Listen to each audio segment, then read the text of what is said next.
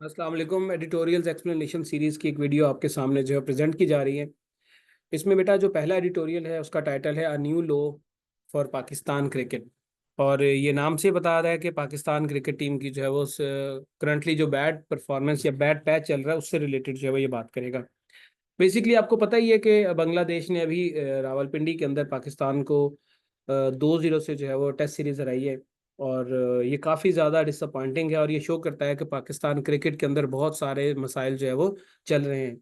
अब जो फैंस हैं उन्होंने कभी पाकिस्तान को लो लेवल की टीम से हारता हुआ देखा नहीं था, तो ये उनके लिए और भी ज़्यादा जो है वो परेशान कुन चीज़ है कि पाकिस्तान बांग्लादेश जैसी टीम से जो है वो हारा है। लेकिन रिसेंट पास्ट में अगर हम देखें तो पाकिस्तान अफगानिस्तान से भी हारा है और पाकिस्तान जो है वो इवन यूनाइटेड स्टेट से भी हारा है और T20 वर्ल्ड कप के अंदर। और शायद वही हार जो है वो, बल्कि शायद का यकीनन वही हार जो है हमारे T20 वर्ल्ड कप से जो अर्ली एलिमिनेशन की वजह बनी।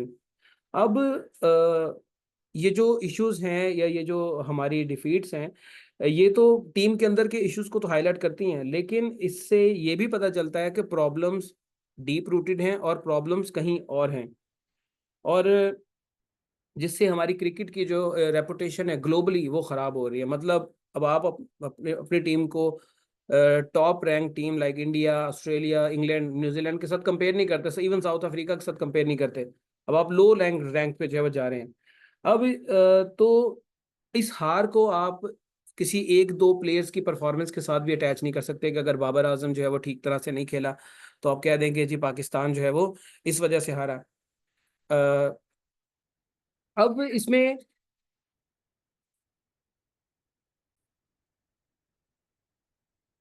जैसे मैंने आपको बताया कि आप एक दो प्लेयर्स को ब्लेम नहीं कर सकते हार के लिए। आप एक्चुअली आपको पूरे जो सिस्टम है उसको रीअसेस करना पड़ेगा।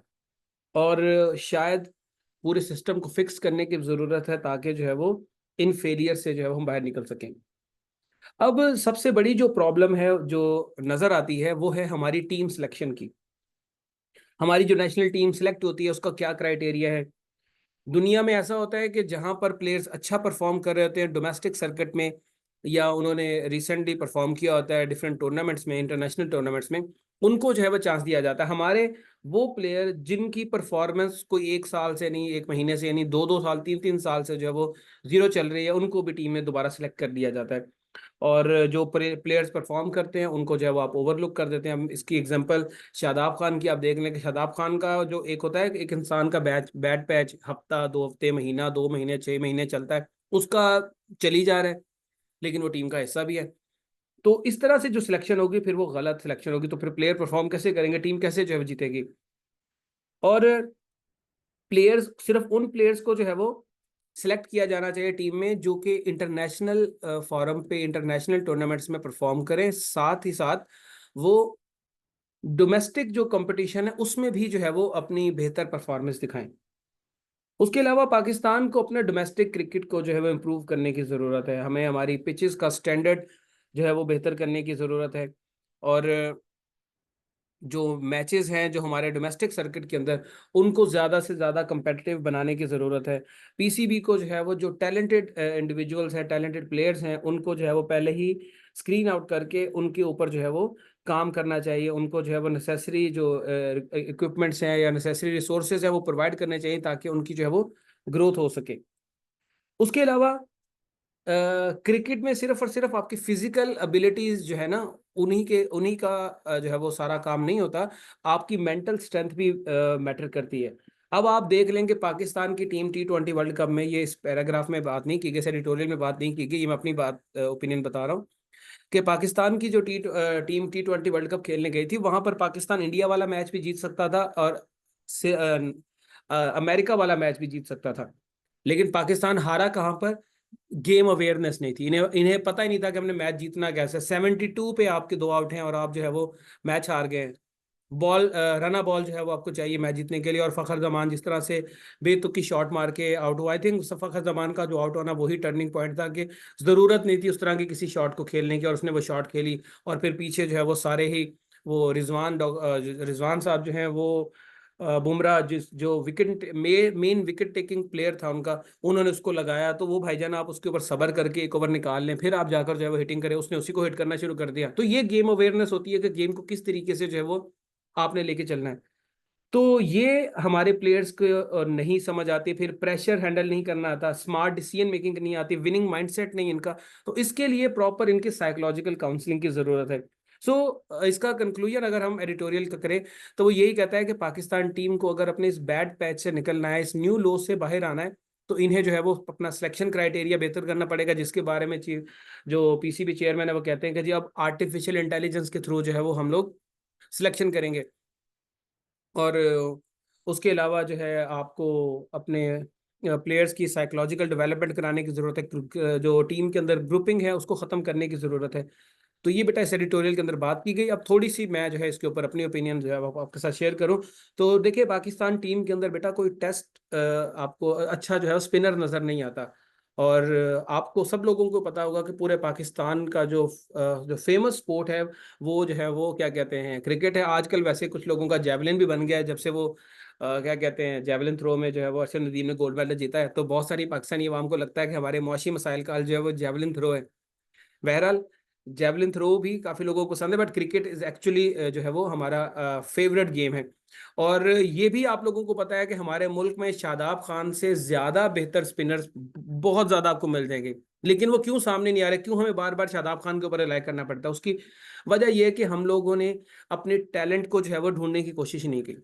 तो पाकिस्तान को चाहिए कि अगर अपना उन्होंने स्पिन डिपार्टमेंट के अंदर कुछ इंप्रूवमेंट लानी है, तो पाकिस्तान के अंदर सिर्फ स्पिनर को ढूंढने के लिए टैलेंट हंट एक जो है वो प्रोग्राम शुरू किया जाना चाहिए, जिसमें पूरे पाकिस्तान से जो है वो जो बेहतर स्पिनर्स हैं, जो भी पर्सन जो है वो अपने आप को स्पिनर समझता है वो आए, आके अपने ट्रायल्स दें। फिर उनमें से 30-40 लोगों को स्क्रीन आउट किया जाए, फिर उनके ऊपर इन्वेस्ट किया जाए, और उनमें से बेस्ट प्लेयर्स को जो है वो आप कौमी टीम के लिए सिलेक्ट करें, उनको पीएसएल में खिलाएं, और पीएसएल से फिर उनमें से चंद लोगों को आप जो है वो कौमी टीम के अंदर लेकर जाएं, कुछ को अंडर 19 में भेजें, और मतलब उनको सर्किट का हिस्सा रखें, ताकि आपके पास अगर 2 टेस्ट प्ले स्पिनर्स खेल रहे हैं तो 5 आपके पास बैकअप में पड़े होने चाहिए।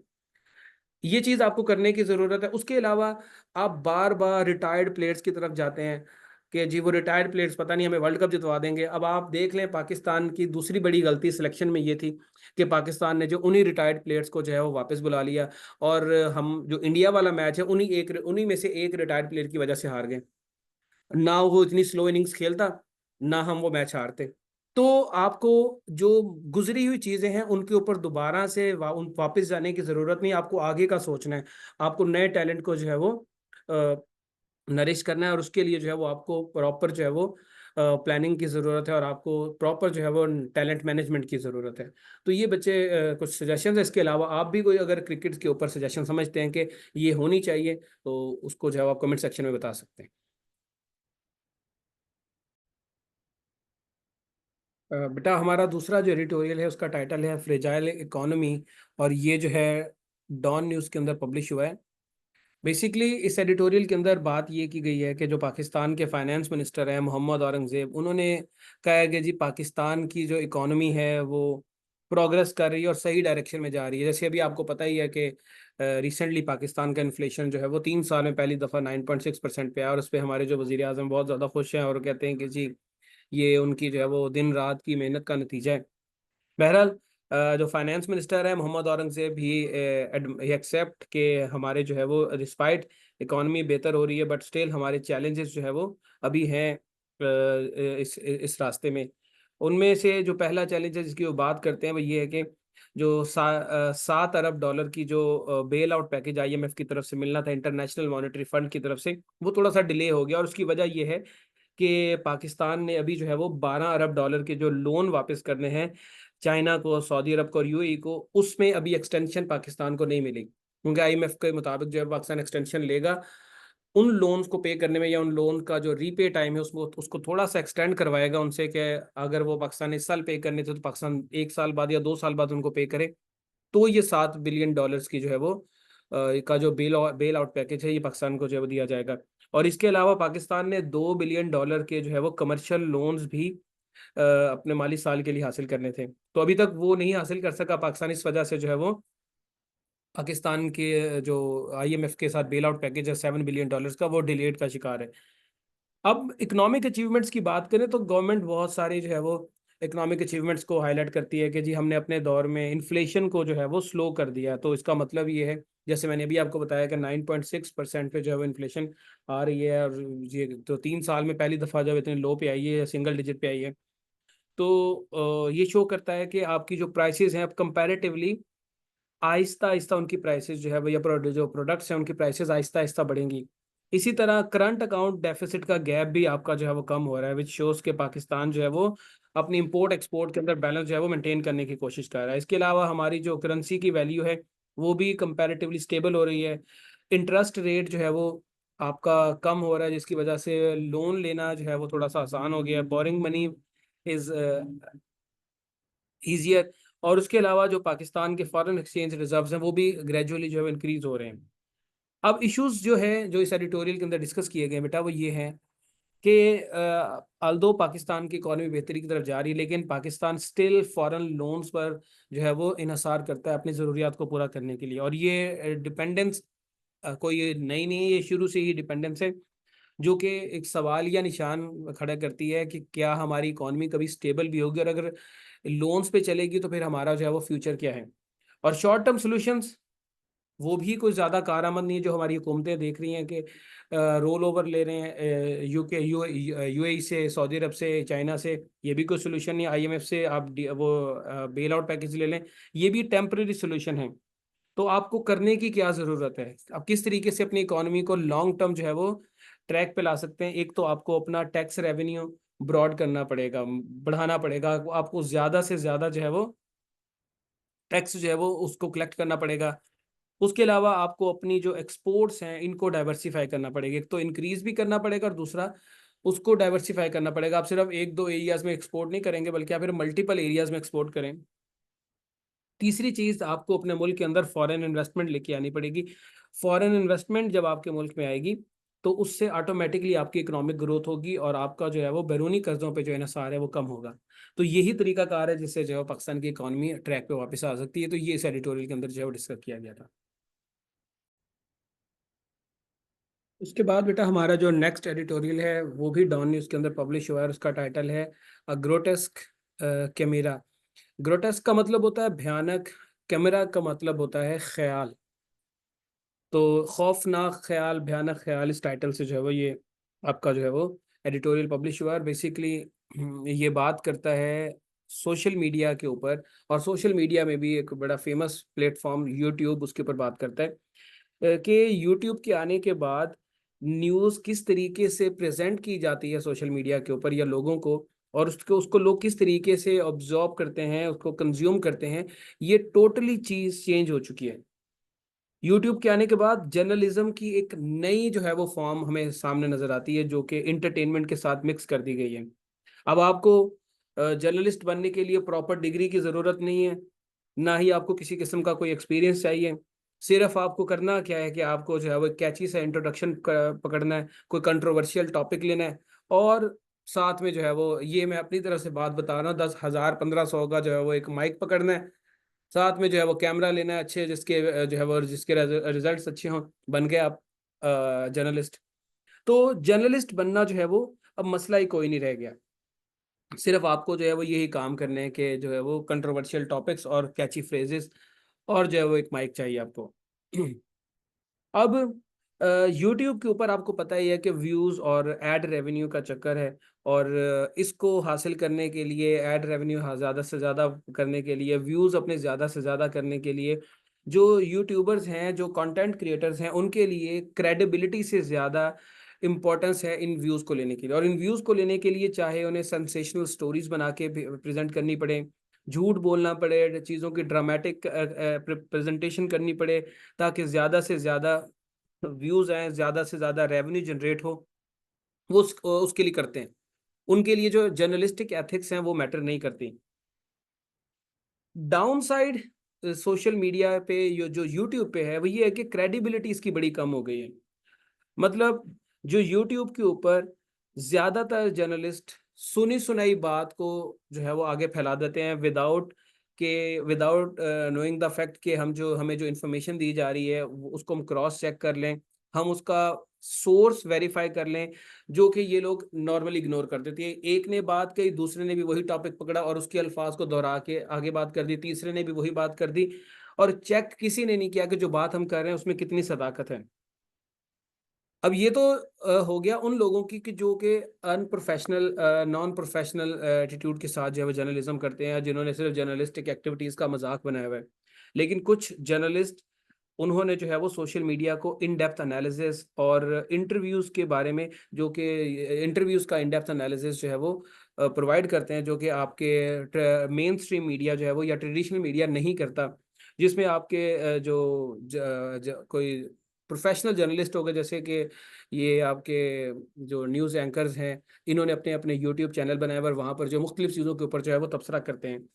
तो वो पॉजिटिव चीज़ है कि सोशल मीडिया के ऊपर, यूट्यूब के ऊपर, उनके चैनल्स के थ्रू हमें जो है वो किसी चीज़ के बारे में, किसी इशू के बारे में एक डिटेल्ड बट फैक्चुअल इंफॉर्मेशन मिलती है। इसी तरह यूट्यूब जो है, इसके ऊपर फेक न्यूज़ भी हमें बहुत ज़्यादा देखने को मिलती है। जो क्रिएटर्स हैं वो इस तरह के अल्फाज, इस तरह के जो है वो कैची फ्रेजेस यूज़ करेंगे कि पढ़ने वाला, सुनने वाला जो है वो फौरी तौर पे हैरान हो जाएगा, या देखने वाला हैरान हो जाएगा कि यार ये क्या चीज़ है, इसको ज़रा सुन के देखें, और पूरी वीडियो के अंदर काम की चीज़ नहीं निकलती। कुछ यूट्यूबर्स ऐसे हैं जिन्होंने जो है वो पॉलिटिकल साइकोफेनी, साइकोफेनी कहते हैं खुशामद को, उन्होंने खुशामद स्टार्ट की हुई है। अब जैसे जैसे कि हर किसी को पता है कि जो भी इमरान खान के फेवर में बात करेगा उसको यूट्यूब पे व्यूज मिलना शुरू हो जाएंगे, तो हर यूट्यूबर जो है वो पॉलिटिकल साइकोफेनी में, उसकी पॉलिटिकल आइडियोलॉजी जो भी हो, वो एक ही पर्सन के ऊपर जो है वीडियो बना रहे हैं जस्ट फॉर टेकिंग व्यूज। इसी तरह अगर किसी को लगता है कि हुकूमत की सपोर्ट में बात करने से व्यूज ज्यादा मिलेंगे, वो हुकूमत की सपोर्ट में बात करना शुरू कर देता है। अगर किसी को लगता है कि किसी के खिलाफ बात की जाएगी तो उस पर ज्यादा व्यूज मिलेंगे, वो उसके ऊपर बात कर देता है। मतलब ये नहीं देखना कि हम जो बात कर रहे हैं उस बात के पीछे लॉजिक क्या है, या उस बात के पीछे सदाकत क्या है, या इस बात का इम्पैक्ट क्या पड़ेगा। जस्ट आपका पर्पस है to gain more views and to get more ad revenue. तो ये चीज जो है वो थोड़ी सी सोशल मीडिया पे प्रॉब्लमेटिक है। अब बात ये है कि सोशल मीडिया पे जो हमारी रिस्पॉन्सिबिलिटी क्या है, हमारी रिस्पॉन्सिबिलिटी ये है कि जो भी कंटेंट हम देखें, जो भी कंटेंट हम सुने, at least we must verify that content. हमें मल्टीपल सोर्सेज से उसको चेक करने की ज़रूरत है। और जो क्लेम्स उसमें किए जा रहे हैं, उन सेंसेशनल क्लेम्स जो कि शायद आपकी आइडियोलॉजी के साथ रिलेट करते हों, उसके साथ जो है वो हारमनी में हो, लेकिन फिर भी आपको उनको जो है वो उनकी सदाकत को जानने के लिए कि उनकी वेरासिटी कितनी है, आपको जो है वो उनको काउंटर चेक करना चाहिए। इससे क्या होगा, इससे जो है वो आपको एक सही और सही न्यूज़ मिलेगी, और जो मिस इन्फॉर्मेशन है जो लोग फैलाते हैं उससे भी आप जो है वो बच जाएंगे, मिस इन्फॉर्मेशन भी आप तक जो है वो नहीं जाएगी। तो ये बच्चे इस एडिटोरियल के अंदर जो है वो बात की गई थी, काफ़ी बड़ा एडिटोरियल, आप इसको पढ़ें तो काफ़ी ज़्यादा जो है वो अच्छा लिखा हुआ है।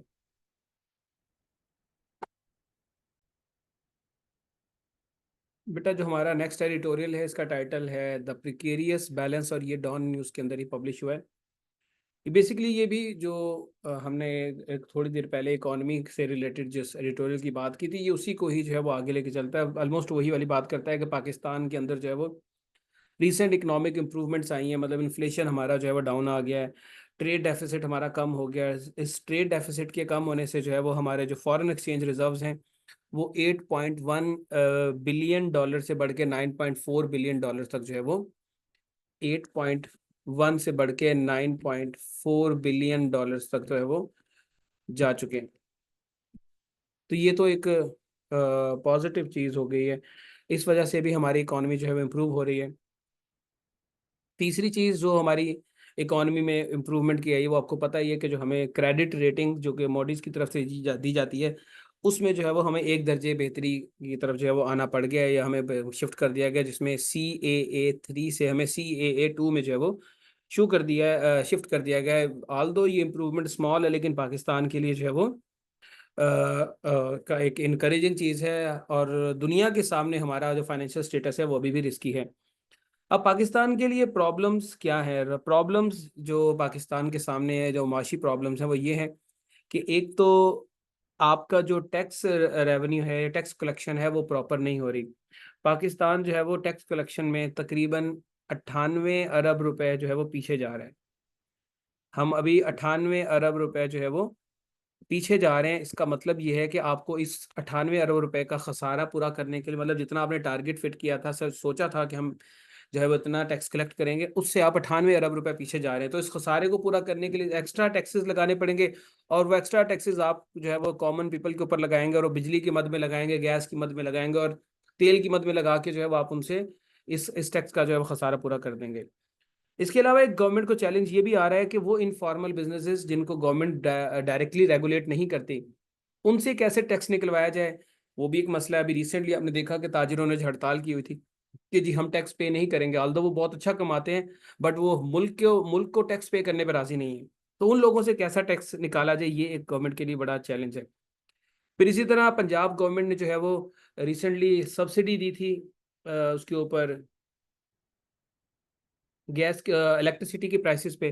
तो इनिशियली जब कैलकुलेशन की गई थी तो पता चला था कि ये सब्सिडी 45 बिलियन रुपीस की जो है वो पड़ेगी पंजाब हुकूमत को। लेकिन बाद में पता चला कि 45 बिलियन नहीं बल्कि डबल 90 बिलियन रुपीस की जो है वो पड़ेगी। और आईएमएफ जो है इसको फौरी तौर पे देख रहा है, क्योंकि इससे एक तो नेशनल बजट पे और प्रोविंशियल बजट पे इम्पैक्ट पड़ेगा। सेकेंडली आईएमएफ की जो डील है उस पे भी, वो भी इस पे, उस पे भी ये चीज़ जो है वो असरअंदाज हो सकती है। तो आईएमएफ जो है वो जो पंजाब हुकूमत के इस डिसीजन को जो है वो रिव्यू कर रही है कि इस रिव्यू से जो है वो उनकी जो डील है उस पर क्या असर पड़ सकते हैं।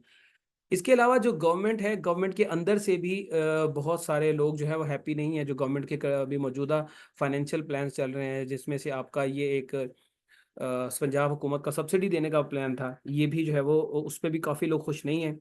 और इसके अलावा जो हमारे जो लेंडर्स हैं या वो ऑर्गेनाइजेशन जिन्होंने हमें लोन देना है, उनके भी कुछ कंसर्न्स हैं, जिसकी वजह से आपको लोन लेने में भी मसले मसाइल होंगे। तो ये भी आपकी इकोनॉमिक कंडीशन में जो है वो, या इकोनॉमिक सिचुएशन को वर्स करेंगे।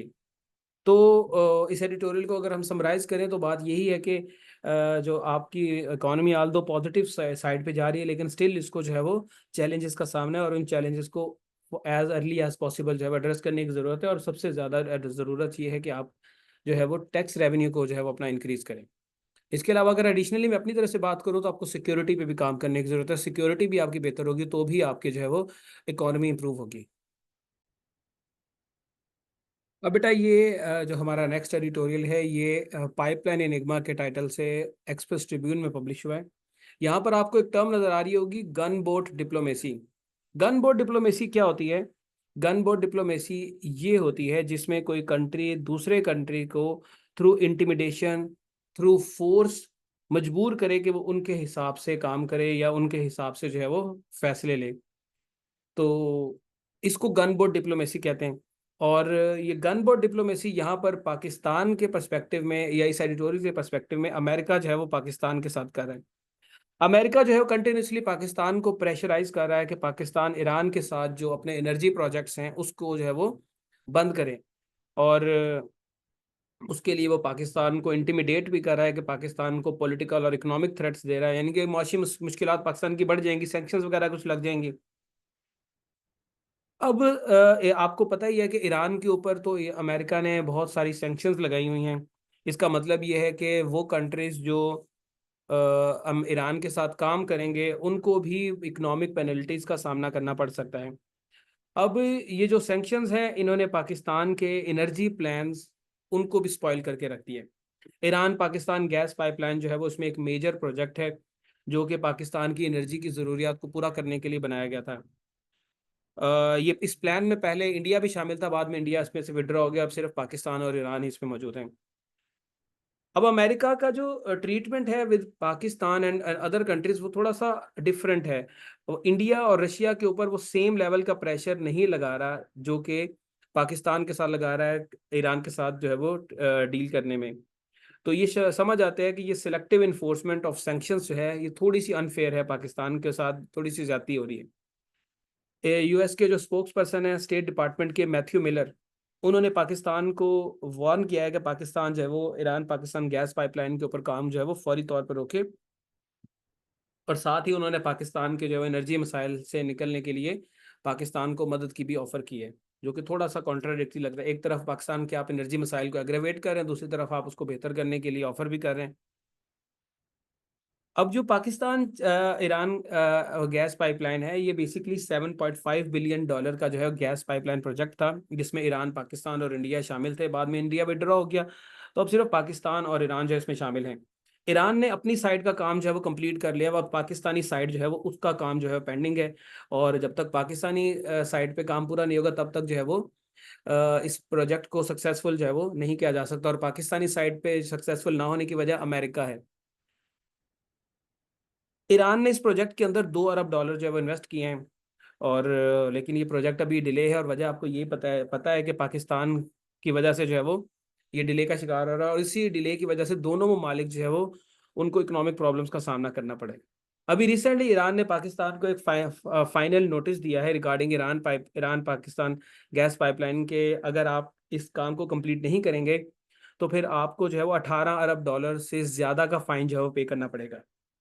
और आपको पता ही है कि हमारे तो फॉरेन एक्सचेंज रिजर्व में भी शायद $18 अरब ना हो, तो इससे फिर हमारी इकोनॉमिक सिचुएशन जो है वो बहुत ज़्यादा ख़राब हो जाएगी। तो पाकिस्तान को फौरी तौर पे इसके ऊपर एक्शन लेने की ज़रूरत है, और कुछ ऐसा जो है वो काम किया जाए कि जिससे पाकिस्तान इस ईरान पाकिस्तान गैस पाइपलाइन को भी कामयाब कर दे, और अमेरिका के साथ भी उसके ताल्लुकात जो है वो ख़राब ना हो। तो ये बेटा इस एडिटोरियल के अंदर बात की गई थी। उम्मीद है आपको आज के जो एडिटोरियल थे उनकी समझ आ गई होगी। इंशाल्लाह कल नेक्स्ट वीडियो जो है वो अपलोड की जाएगी। आप लोग तब तक अपना ख्याल रखें, और कमेंट सेक्शन में अपने जो है वो व्यूज़ ज़रूर शेयर किया करें।